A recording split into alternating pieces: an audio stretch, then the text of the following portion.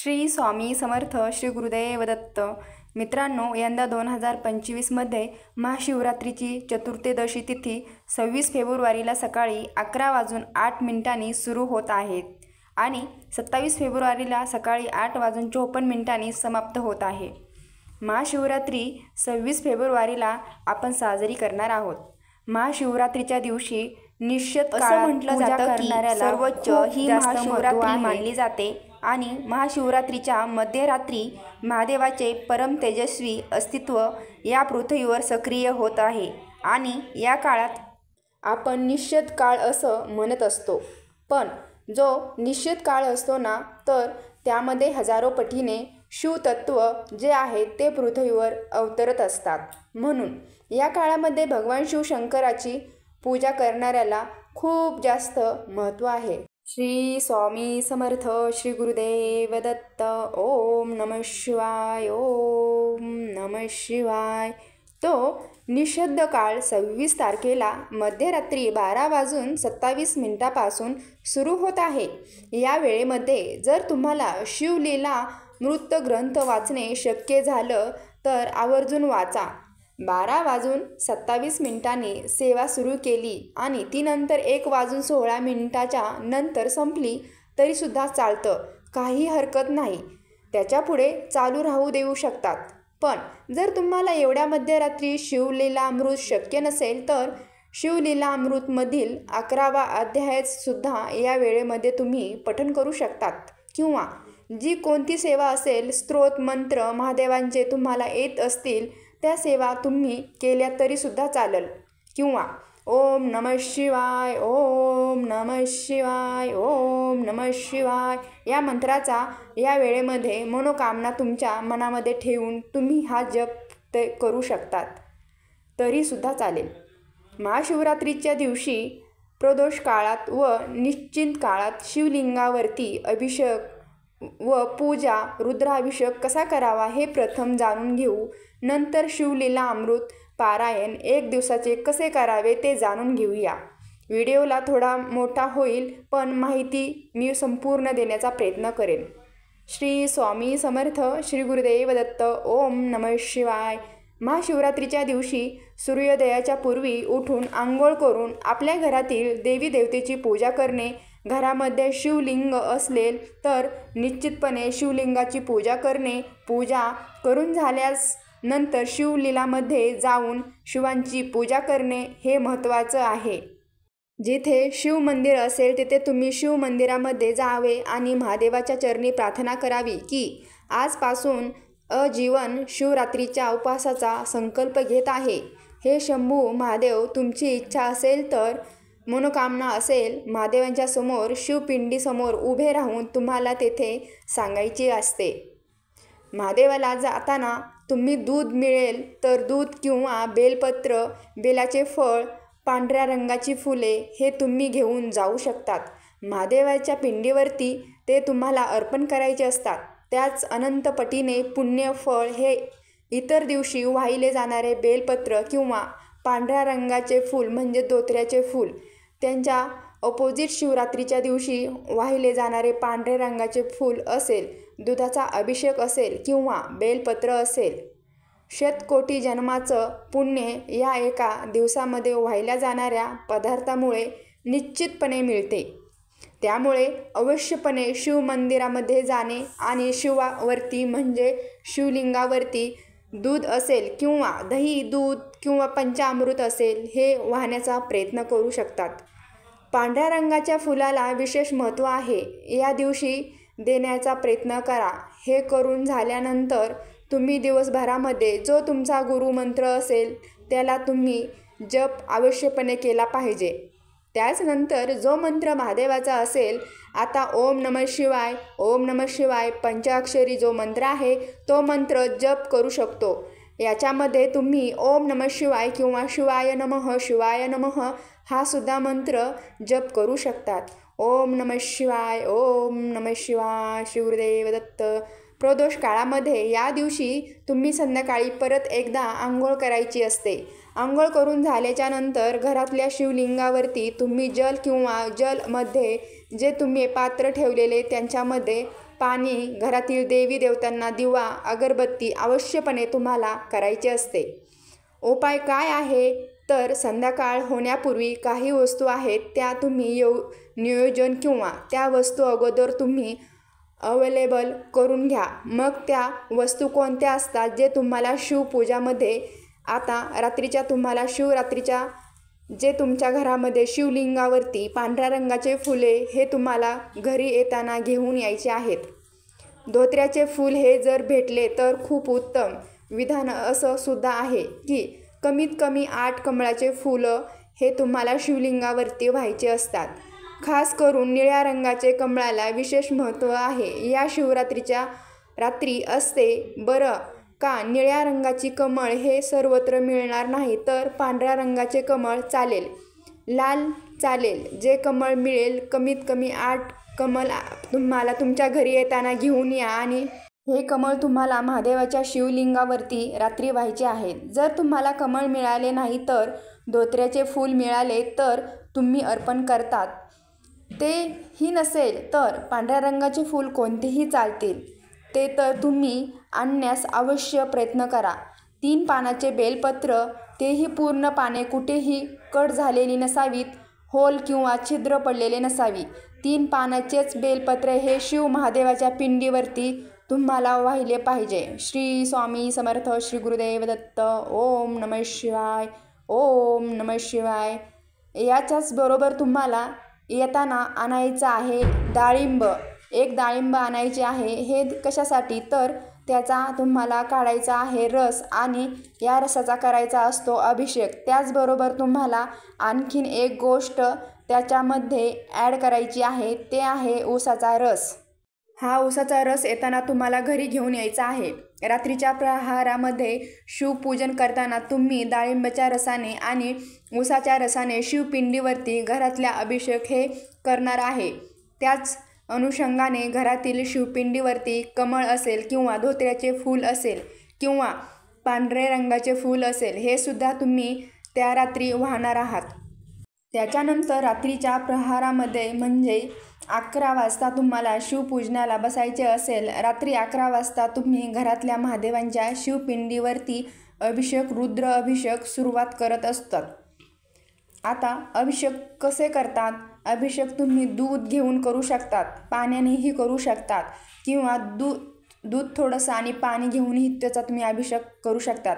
अभिषेक करताना तुम्ही रुद्रपाठ हा तुमच्या यूट्यूबवरती जरी लावून ठेवला तरी चालेल. म्हणजे यूट्यूबवरती रुद्रपाठ लावला. जर तुम्हाला येत असेल तर स्वतः करा. अभिषेक करताना रुद्रपाठ करणे हे खूप महत्त्वाचे आहे. किमान महाशिवरात्री दिवशी तर करणं खूप महत्त्वाचं आहे. संकल्प. हातावरती पाणी घेऊन शंभूला, महादेवाला सांगा की आज मी रात्री पठण करणे शिवलीलामृत स्तोत्र मंत्र अभिषेक शिव महादेवांचे पिंडीवरती करणार आहे आणि आता यथाशक्ती जे काही मला सामग्री उपलब्ध झालेली आहे त्या अनुषंगाने त्याच्यामध्ये डाळिंबाचा रस असलेला ऊसाचा रस असेल, तीळसुद्धा थोडे घेण्याचा प्रयत्न तुम्हाला करायचे आहेत आणि पांढरे फूलसुद्धा अर्पण करायचे आहेत. तुमच्या मनामध्ये ज्या इच्छा आकांक्षा आहेत ते सांगून तुम्ही हा अभिषेक करत आहात असा संकल्प हातामध्ये पाणी घेऊन शिवलिंगासमोर सोडायचा असतो. तुमचा संकल्प पूर्ण झाल्याच्या नंतर महादेवाचे सर्वप्रथम पूजन करायचे असते. म्हणजे तुम्हाला उदबत्ती, तुपाचा किंवा तिळाचा दिवा हा महादेवाला ओवाळून तेथे अभिषेकाला सुरुवात करायची असते. श्री स्वामी समर्थ. श्री गुरुदेव दत्त. ओम नमः शिवाय. ओम नमः शिवाय. पाणी असेल तर पाणी, दूध असेल तर इथं आपल्यापाशी यूट्यूबला रुद्रपाठ चालू ठेवावा आणि शिवलिंगावर दुधाने किंवा पाण्याने अभिषेक करावा. चमच्याने आपण पाणी पूर्ण घालत राहावे. गळती असेल तर गळतीने पाणी चालू ठेवावे. रुद्रपाठ होईपर्यंत हा अभिषेक पूर्ण होईल. नंतर महादेवाचे शिवलिंग स्वच्छ कपड्याने पुसून झाल्यानंतर त्या शिवलिंगावर तीळ अक्षदा आपण जशी शिवमूठ वाहतो तशी व्हायची आहे. नंतर शिवलिंगावर त्रिपुट चंदन लावायचे आहे. तर हे घरातील शिवलिंग पाशी रात्री करायचे आहे आणि महादेवाला ऊसाच्या रसाचा, डाळिंबाच्या रसाचा अभिषेक करत आहे असे आपल्या मनोमन परत एकदा त्या रसाचा अभिषेक करायचा असतो. तो अभिषेक करून झाल्यानंतर शिवलिंग स्वच्छ करून पुसून घेऊन त्रिपूड लावायचे आहेत आणि परत एकदा पूजा ही करायची असते. हे करून झाल्यानंतर जे तुम्ही बेलपत्र घेऊन आलेले आहेत ते तुम्हाला शिवलिंगावर अर्पण करायचे असते. बेलपत्र अर्पण करताना तुम्ही नमः शिवाय म्हणत तुम्ही अर्पण केले तरीसुद्धा चालते. तुम्ही जे 8 माळ कमळ किंवा 8 कमळ आणलेले आहेत किंवा पांढरे फूल असेल किंवा धोत्र्याचे फूल असेल, जप करत अर्पण करावे. या उपायामुळे कोणतीही तुमची इच्छा आकांक्षा असेल ते शिव, शंभू, महादेव या रात्री निश्चित पूर्ण करतात. त्याचबरोबर ज्या साधकाला रुद्राक्ष धारण करायचे आहे अशा साधकाने या रात्री रुद्राक्ष अवश्यपणे धारण करावे. शिवलीलामृत पारायण कसे करावे? ओम नमः शिवाय. श्री गुरुदेव दत्त. या महाशिवरात्रीच्या पर्वावर रुद्राभिषेक व्यतिरिक्त सर्वात प्रभावी सेवा मानली जाते ती म्हणजे शिवलीलामृत या ग्रंथाचे पारायण करणं. 1 दिवसामध्ये 1 वेळा किंवा 2 वेळा महाशिवरात्रीच्या दिवशी तुम्हाला 1 पारायण करायचे असेल तर ते करायची अतिशय साधी व सोपी पद्धत मी तुमच्यासोबत शेअर करणार आहे. व्हिडिओ शेवटपर्यंत नक्की पहा म्हणजे तुम्हाला नक्की समजेल.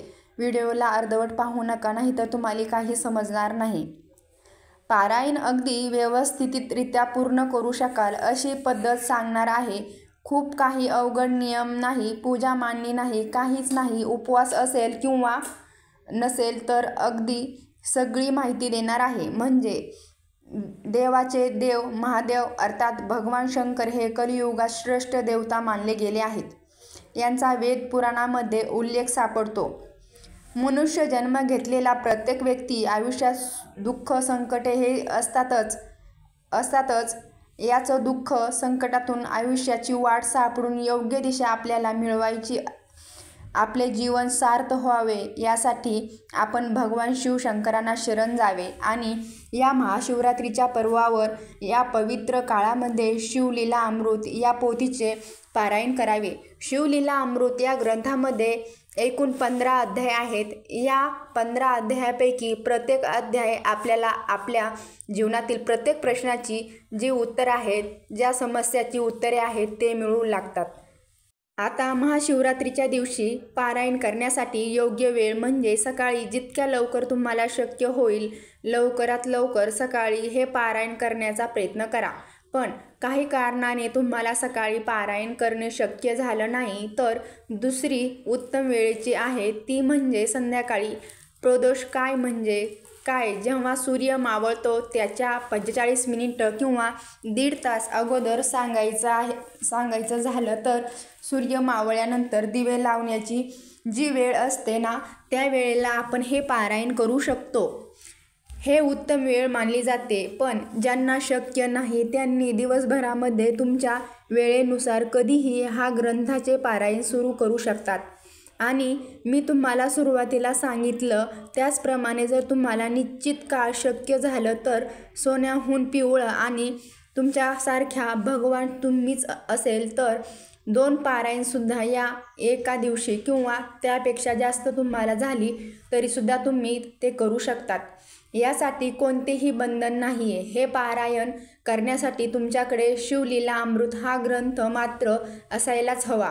आणि आता तुमच्याकडे हा ग्रंथ नसेल तर मोबाईलमध्ये तुमच्याकडे PDF वगैरे काही असेल तर त्याच्यामध्ये वाचून तुम्ही केलं तरीसुद्धा चालेल. श्री स्वामी समर्थ. श्री गुरुदेव दत्त. ओम नमः शिवाय. आता पारायण करण्यासाठी तुमच्या देवघरासमोर तुम्हाला बसायचे आहे. शक्य होईल तर पांढरे वस्त्र घालायचे आहे आणि पारायणला बसायचे आहे.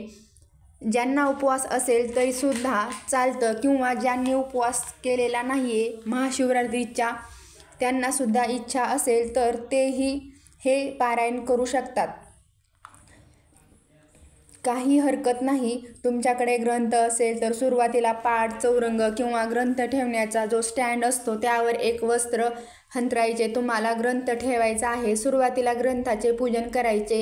देवासमोर दिवा लावायला धूप अगरबत्ती लावायची आहे. पारायण पूर्ण होईपर्यंत दिवा तेवत राहील याची काळजी घ्यावी.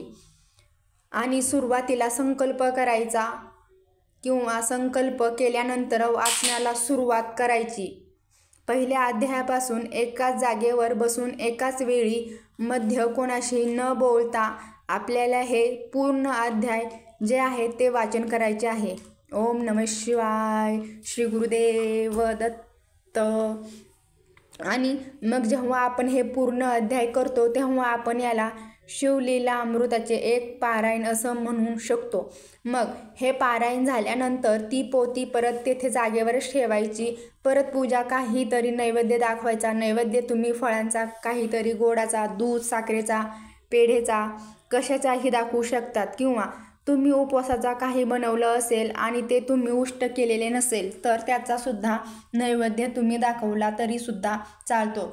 नैवेद्य दाखवल्यानंतर आरती करायची. देवाची पोथीची आरती करायची आणि त्यानंतर आसनाला नमस्कार करून आपल्याला उठायचं आहे. त्याचप्रमाणे तुम्हाला जर एक पारायण करायचं असेल तर एक करू शकतात किंवा 2 करायचे असतील तर सकाळी 1 आणि संध्याकाळी 1 असं करू शकतात किंवा 3ही करू शकतात. सकाळ, संध्याकाळ आणि मध्यरात्री निश्चित काळात याचप्रमाणे 3 वेळेसुद्धा तुम्ही 3 पारायण करू शकतात. ओम नमः शिवाय. श्री गुरुदेव दत्त. श्री स्वामी समर्थ. बघा, तुम्हाला जर झेपत असेल, तुमच्या शरीराला जर जमत असेल तर सकाळचं पारायण असेल तर ते तुम्ही न खाता पिता वगैरे केले, कारण लवकर शक्य झालं तर आपण एवढे सकाळी काही खात नाही तर अतिशय उत्तम आहे. पण जर तुम्ही संध्याकाळी प्रदोष काळात करणार असाल, मध्यरात्री निश्चित काळात करणार असाल तर आपले फराळाचे जे पदार्थ आहेत ते खायचे आणि त्याचनंतर आपण हे पारायण केलं तरीसुद्धा चालतं, काही हरकत नाही. आणि ज्यांना उपवास नाही त्यांनासुद्धा पारायण करण्याची इच्छा असेल ना तर सात्विक जेवण, कांदा लसूण न टाकता जे काही वरण भात भाजी पोळी आहे ते बनवायचं, ते खायचं आणि ते खाऊनसुद्धा तुम्ही हे पारायण केलं तरीसुद्धा चालेल. शेवटी काय बघा, आपला भक्तिभाव, आपली खरी श्रद्धा महत्त्वाची आहे. भले तुम्ही उपवास केलेला असेल किंवा काही कारणाने तुम्हाला ते करणं झालं नसेल तरीसुद्धा तुम्ही हे पारायण करू शकतात. ओम नमः शिवाय. ओम नमः शिवाय. श्री स्वामी समर्थ. श्री गुरुदेव दत्त. आता पारण्याचा उद्यापन कसे करावे तर आरती वगैरे केली आहे, नैवेद्य दाखवलेला आहे ना, तर हेच उद्यापन आहे. विशेष असं वेगळं कोणतंच उद्यापन वगैरे करण्याची गरज नाही. तर या प्रकारे तुम्ही अतिशय साध्या सोप्या पद्धतीने शिवलीला अमृत या ग्रंथाचे पारायण करू शकतात. आणि काही कारणाने शक्य नाही झालं तर शिवलीला अमृतातील 11वा अध्याय जो आहे तो जास्तीत जास्त जेवढा तुम्हाला वाचन होऊन तेवढ्या वेळा तुम्ही त्याचं वाचन केलं तरीसुद्धा चालू शकते. जर शक्य झाले तर मी तुमच्यासाठी 11वा अध्याय याचा व्हिडिओ टाकण्याचा प्रयत्न करेल. श्री स्वामी समर्थ. श्री गुरुदेव दत्त. आता या दिवशी नियम काय आहे ते पहा. काळे कपडे तुम्ही घालू नका. शक्य झालं पॅन्ट कलरचे पांढरे रंगाचे कपडे असतील तर अतिशय उत्तम आहे. दुसरे म्हणजे या दिवशी ज्यांना उपवास नाही त्यांच्यासाठी, ज्यांनी कांदा लसणाचा वापर करू नका, सात्विक जेवण बनवा, नॉनव्हेजचा तर विषयच नाही. या महाशिवरात्रीच्या दिवशी ब्रह्मचर्याचं पालन करा. या दिवशी आपण घरचं खा तर दुसऱ्याच्या घरचं खाऊ नका, म्हणजे परान्न घेऊ नका किंवा विकत आणलेले चिप्स वगैरे या दिवशी खाऊ नका. घरी जे काही तुम्ही साबुदाणा रताळे वगैरे करता येतात ते घरीच बनवून खाण्याचा प्रयत्न करा. माहिती शेवटपर्यंत ऐकल्याबद्दल मी तुमचे मनापासून आभारी आहे व ही माहिती आपल्या मित्र-मैत्रिणींना जास्तीत जास्त शेअर करून त्यांच्या हातूनही या सेवेचा लाभ हवा ही विनंती. व्हिडिओ आवडला असेल तर व्हिडिओला लाईक, शेअर व चॅनलला सबस्क्राईब करायला विसरू नका. श्री स्वामी समर्थ. श्री गुरुदेव दत्त. ओम नमः शिवाय. ओम नमः शिवाय. राम कृष्ण हरी. हरी ओम विठ्ठला. आणि आपल्या कमेंट बॉक्समध्ये ओम नमः शिवाय लिहायला विसरू नका. धन्यवाद.